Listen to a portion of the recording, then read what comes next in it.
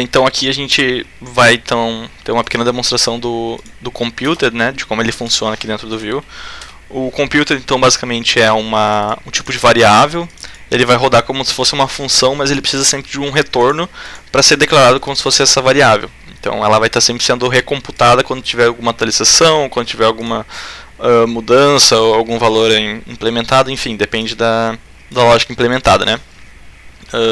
Vou mostrar um pouco na prática, que eu acho que dá para entender um pouco melhor. Que eu criei então um text field, como eu disse antes. Eu botei o type number, isso aqui é de HTML, né? Ele aceita então tipos de text field, pode ser número, texto, file, enfim. Eu tenho um vModel, que é um valor, que eu criei essa variável aqui, foi declarado como null, não tem nenhum valor então. A label normal, né? E eu tenho um botão que sempre que ele foi clicado aqui, ele vai chamar essa função adiciona.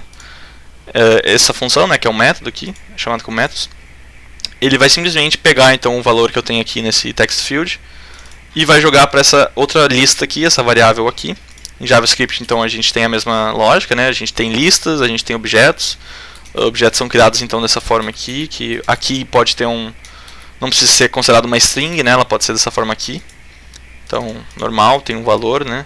E depois pode ser chamado basicamente também como a gente tem em Python. Opa. Tem em Python, chama qualquer coisa aqui.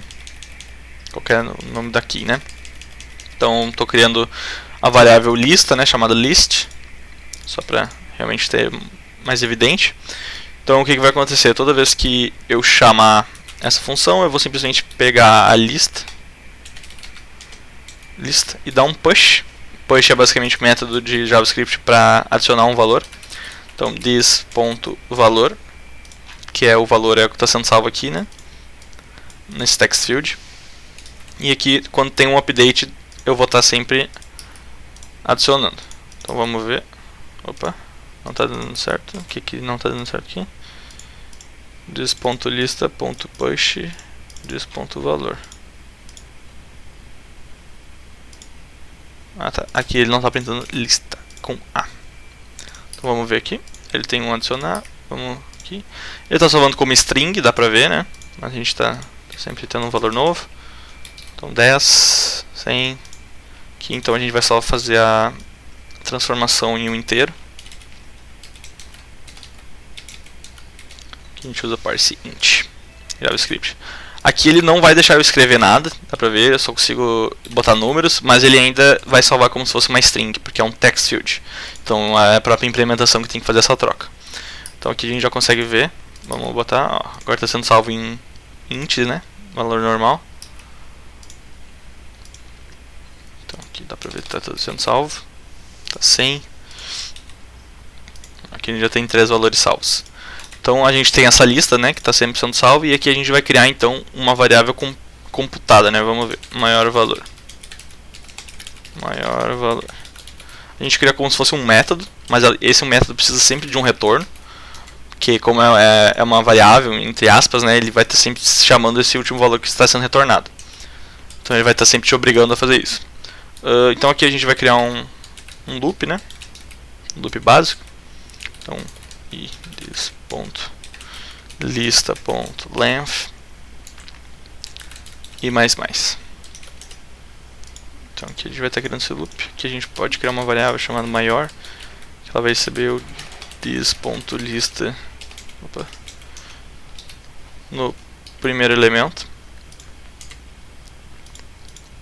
Então a gente está sempre conferindo if maior for menor que this.lista em i, o maior recebe o this.lista em i. E aqui a gente retorna sempre o maior. Então aqui eu vou ter uma variável que vai estar sempre pegando o maior valor dessa lista, que eu vou printar, então, printar não, né, eu vou renderizar ela na tela. A gente precisa renderizar dessa forma aqui, maior valor. Aqui eu posso criar também um parágrafo, né, uma tag de parágrafo, que vai estar sendo jogado isso daqui. Então vamos testar agora. Vamos tentar jogar um valor aleatório. A gente vê que está sendo salvo aqui. Vou jogar um valor maior. Vamos jogar um valor menor agora. Continua sempre pegando o maior valor. Vamos jogar um valor bem alto. 500. Então aqui a gente consegue ver que a gente tem uma lista com 4 elementos distintos, e a variável computada vai estar sempre sendo 1000. Então, independente de onde eu chamo essa variável, ela vai estar me retornando o valor 1000. Mas a lógica está sendo implementada como se fosse uma função. Isso a gente vê aqui no computed. Então, por isso que está sempre tendo que retornar um valor. Agora, dependendo da lógica, isso depende do qual implementação tu vai querer fazer. Mas pode usar exatamente os mesmos métodos de uma função aqui. Dentro do computed, tu tem acesso a todas as variáveis aqui do data. De variáveis, entre aspas, globais, né, dentro desse componente.